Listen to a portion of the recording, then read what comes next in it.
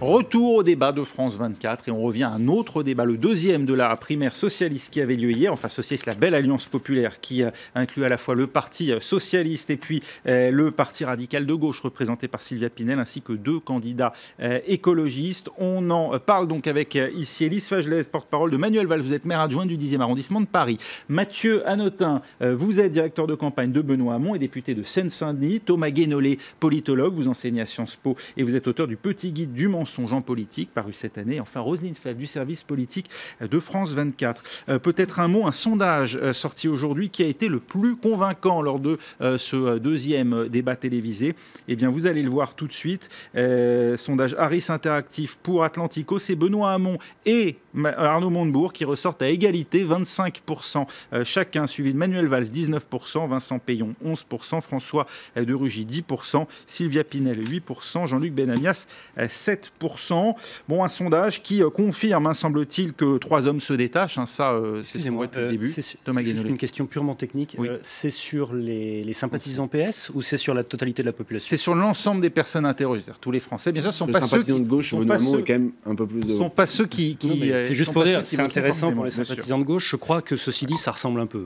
C'est le même trio de tête. Si vous oui, même trio de tête. Mais... Je vous renverrai quand même au sondage. Oui, voilà. C'est pas le même écart, c'est pas le même classement. Au sondage, il y a quelques mois sur la primaire de droite. Surtout. Avantage Juppé après le premier tour. Donc, oui, les sondages, en fait, manifestement, n'arrivent pas à prédire des... En fait, je vais le dire différemment. Si vous voulez, les sondages, c'est un peu comme des thermomètres qui peuvent vous indiquer si la température monte ou descend, mais ne peuvent pas vous donner la température exacte. Oui. C'est-à-dire que ça on a la tendance, mais pas le niveau. Voilà. Et donc, on ne peut pas vous donner les scores, ça n'est pas vrai. Et je rajoute que... Oui.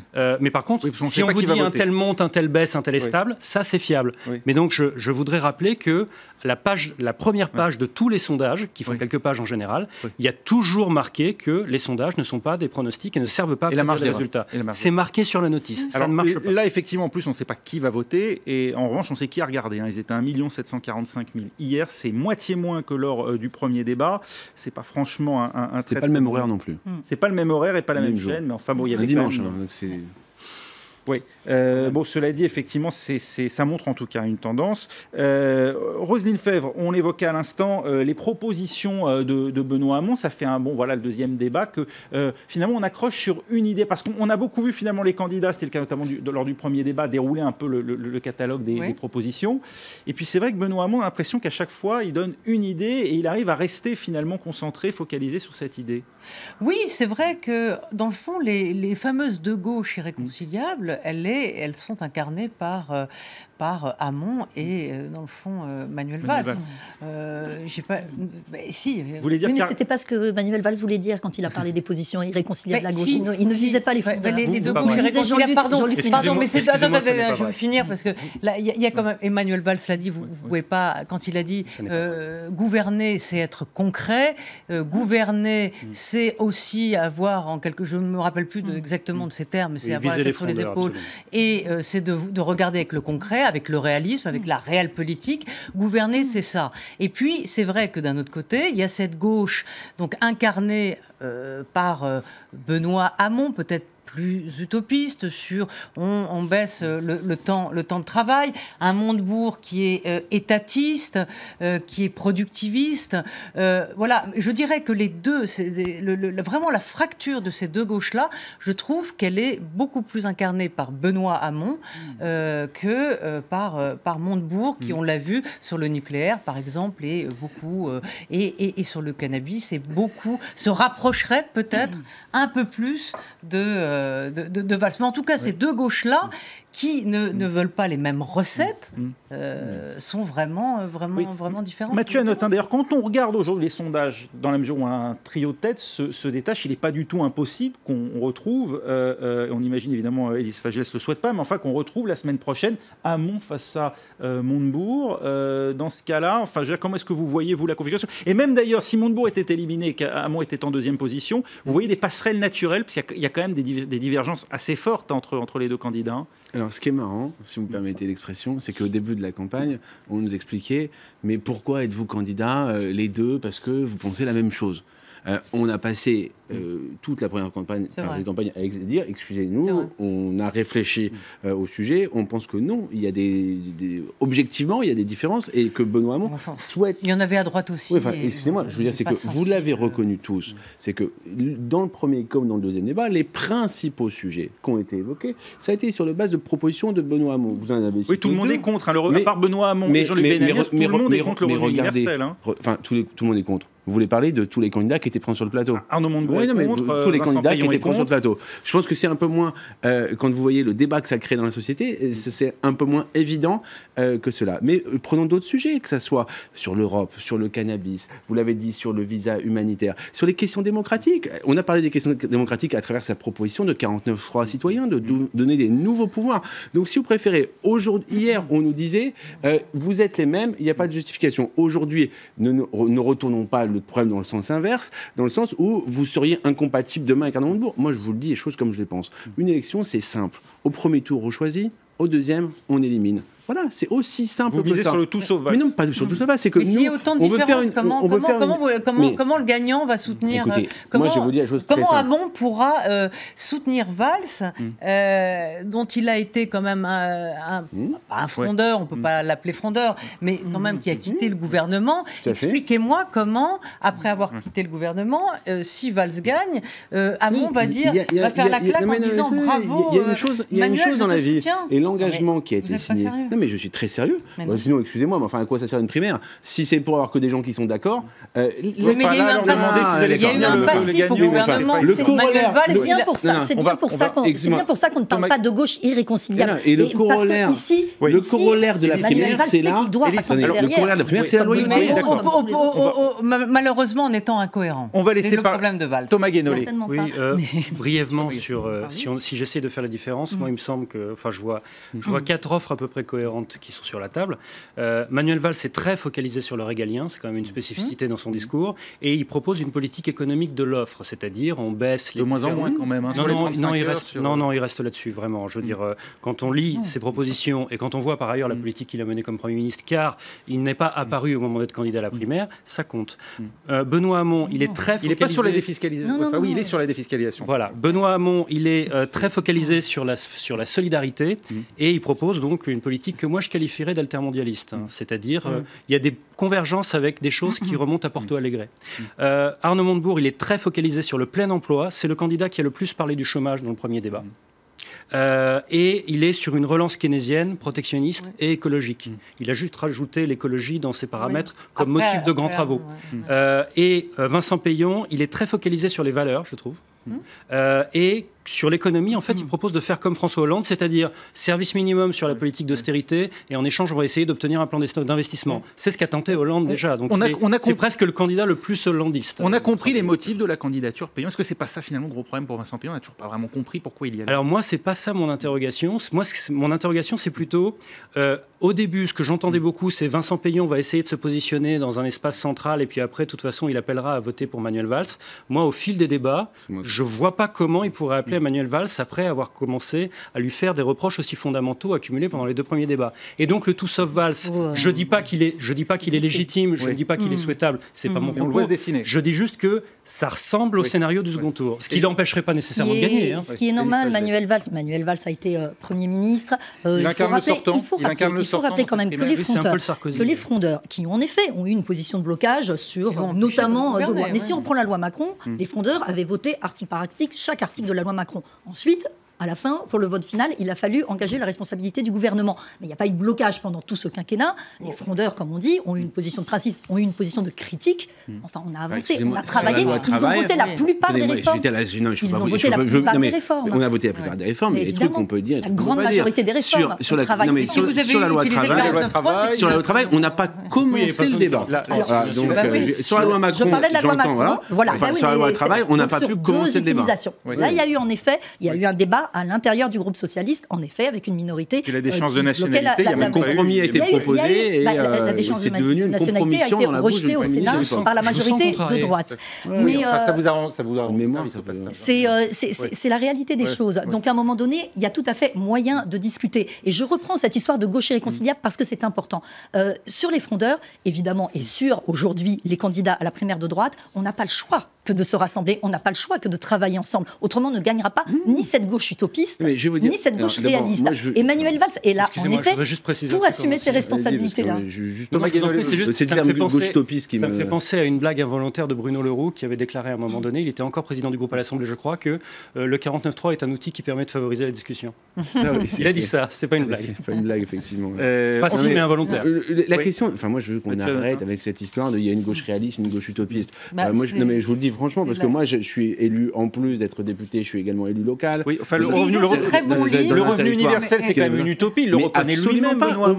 Mais avec un financement de 300 milliards, c'est pas la même chose. Il dit lui-même qu'il allait mettre en œuvre, que l'objectif était de le mettre en œuvre à l'échelle d'une mandature. Oui, une mandature. D'abord, une mandature, excusez-moi, des projets de mandature, ça me paraît pas complètement la définition du mot utopie, où moi je vois ça quand même beaucoup plus loin. Deuxièmement, la première étape du revenu universel, qui est donc entre 40 et 45 milliards, vous noterez que c'est le prix du pacte de responsabilité. Donc on va avoir du mal à nous expliquer que ce qu'on a su faire hier, on ne saurait pas le faire demain d'un point de vue volume financier.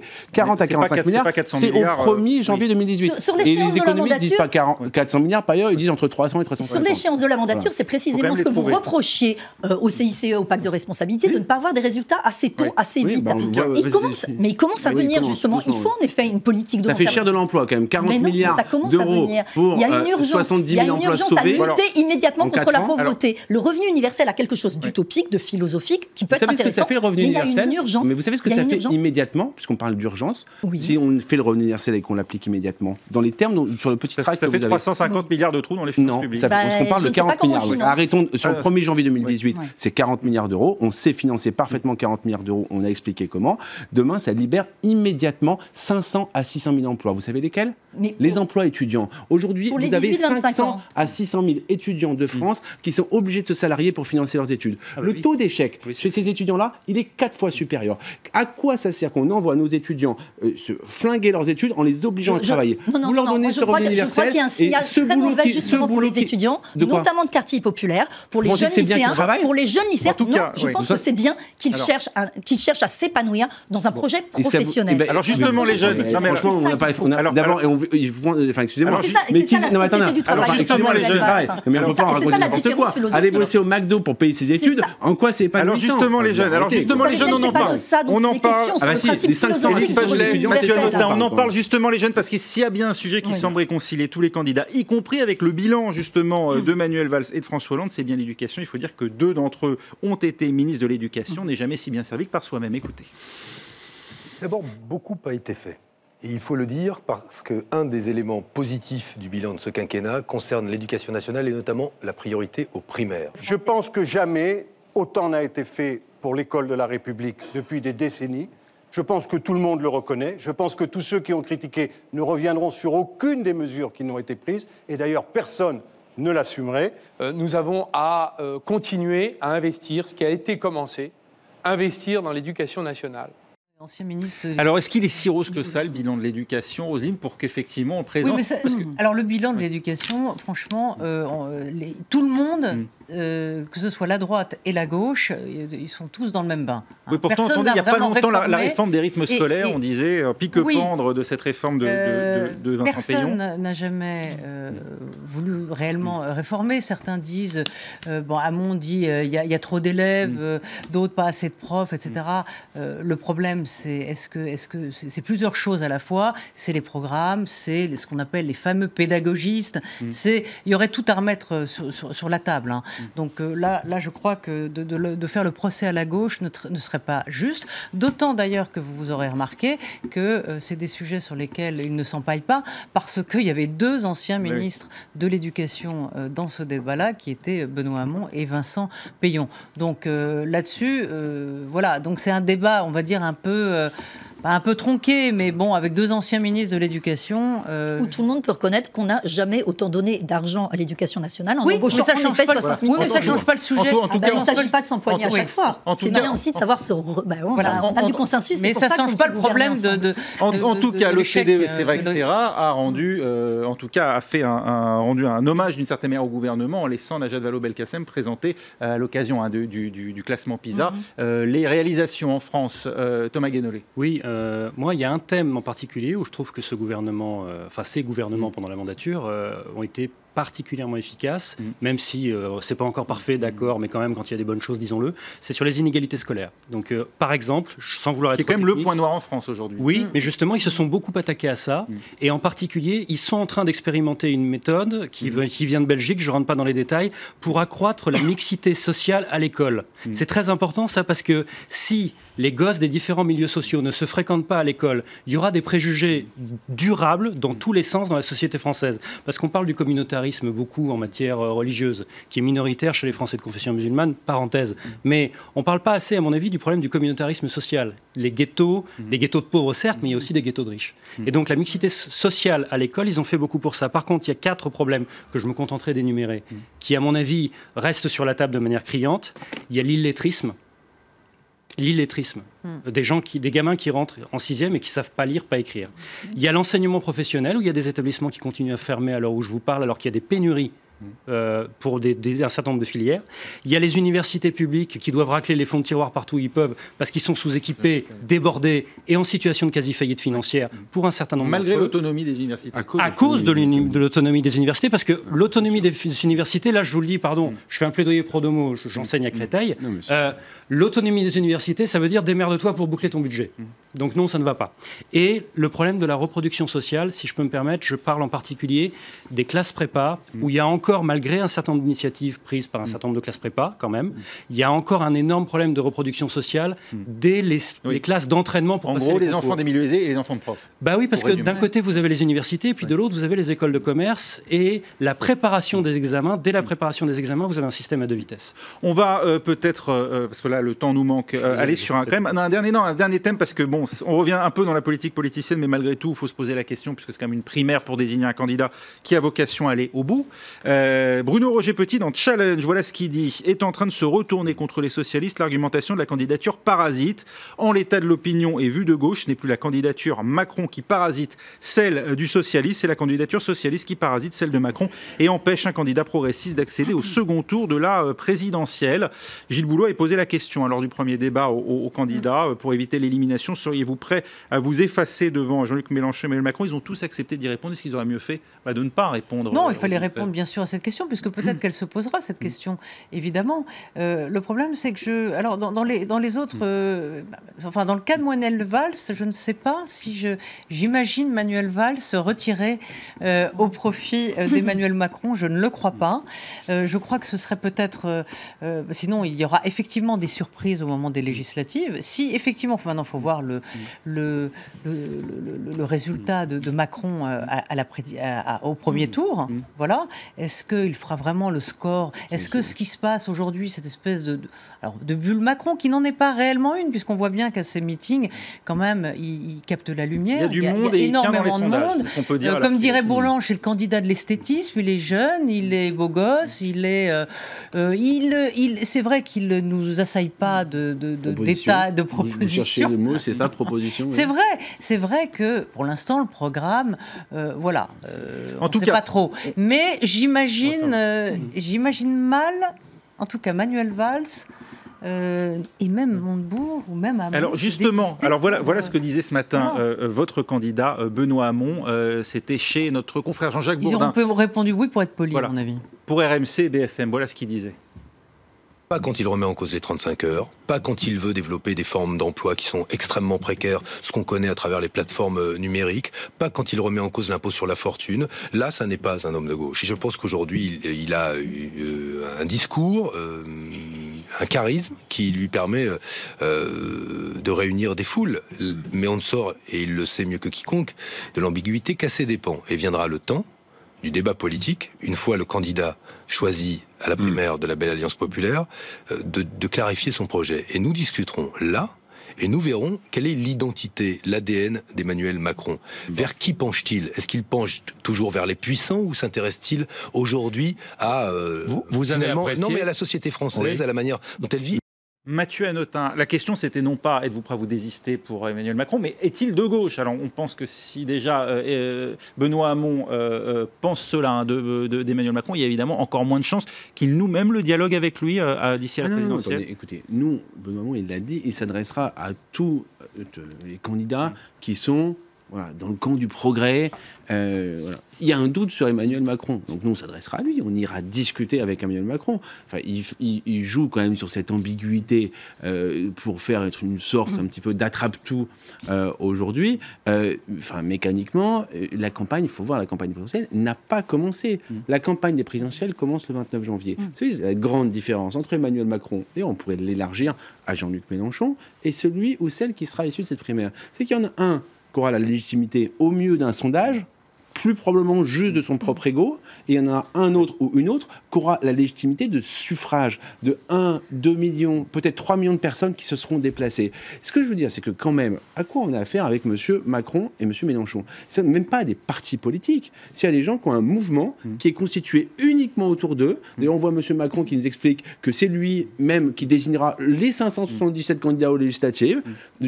On ne parle pas de vote des militants. Comme Giscard dans les années 70. Il a été élu président grâce à ça. Pardon ?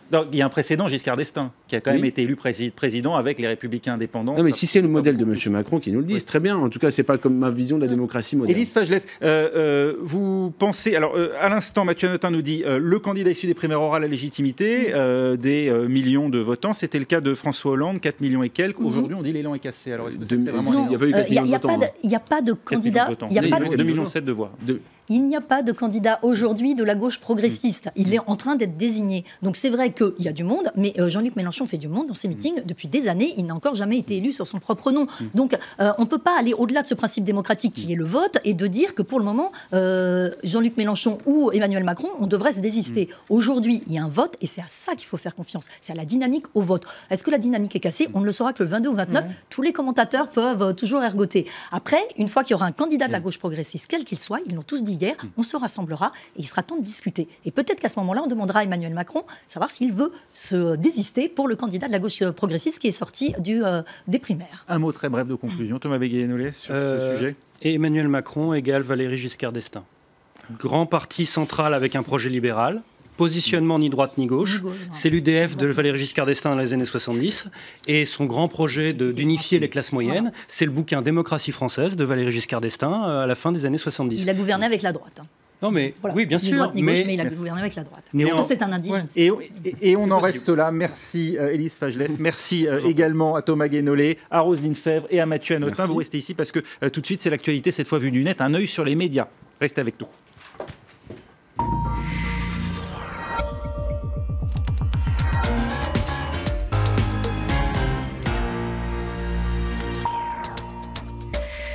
Pardon ? Les mecs, les cadres du PS. Un œil sur les médias, mais on continue le débat, on est là pour ça, avec Myriam Amlal, parce qu'on y revient effectivement à notre thème aujourd'hui, cette primaire et ce débat, donc ce deuxième débat pour la primaire socialiste. Alors, et radicale et parti des Verts, enfin.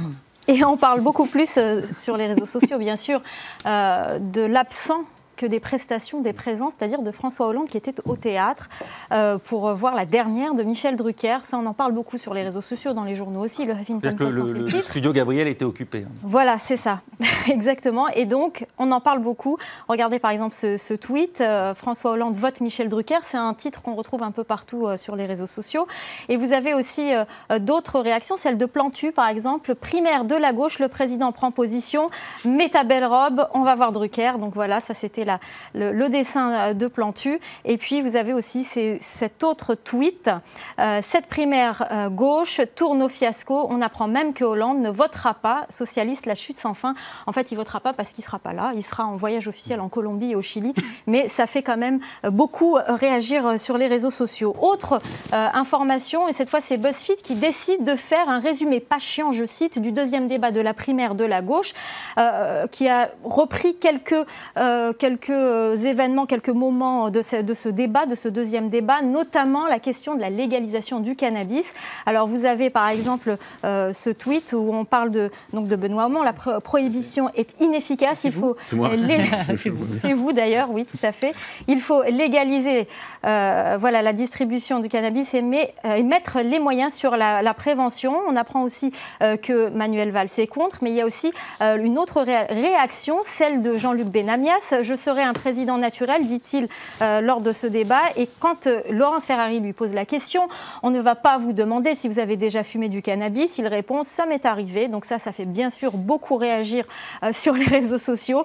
Certains reprennent aussi, par exemple, son erreur, l'Arabie saoudite au lieu de l'Arabie saoudite. Et il fait preuve du coup de beaucoup de raillerie sur les réseaux sociaux, sur Twitter notamment. Et beaucoup résument Jean-Luc Benamias, on dirait mon tonton bourré qui essaye de faire de la politique pendant le repas de Noël. Voilà, ça résume beaucoup les tweets qu'on retrouve sur Twitter. Et puis, vous avez autre chose qui a retenu mon attention, c'est les vieux tweets de Benoît Hamon qui ont été déterrés, l'inhumation. Donc, des vieux tweets, ça fait beaucoup réagir. Notamment, je vais vous montrer quelques tweets. Par exemple, voilà, le vieux tweet de Benoît Hamon, on dirait les débuts des chapitres d'un roman de Frédéric Beigbeder. Il dit qu'il aime, on apprend par exemple qu'il écoute Keltoum et Cool Chain sur des tweets différents. Donc, ça nous apprend beaucoup de choses sur Benoît Hamon. Certains s'en moquent et on se pose même la question, les vieux tweets de Benoît Hamon m'encouragent dans mon idée d'effacer mon Twitter si un jour j'aurai un poste à responsabilité. Ce que je peux vous dire, c'est que cette question, on la pose aussi outre-Atlantique parce qu'on a appris que Donald Trump a décidé de continuer à se servir de son compte Twitter perso et on verra ça tout à l'heure dans nos prochaines chroniques. Merci beaucoup Myriam, merci à tous d'avoir suivi ce débat. Restez avec nous tout de suite, un nouveau journal sur France 24.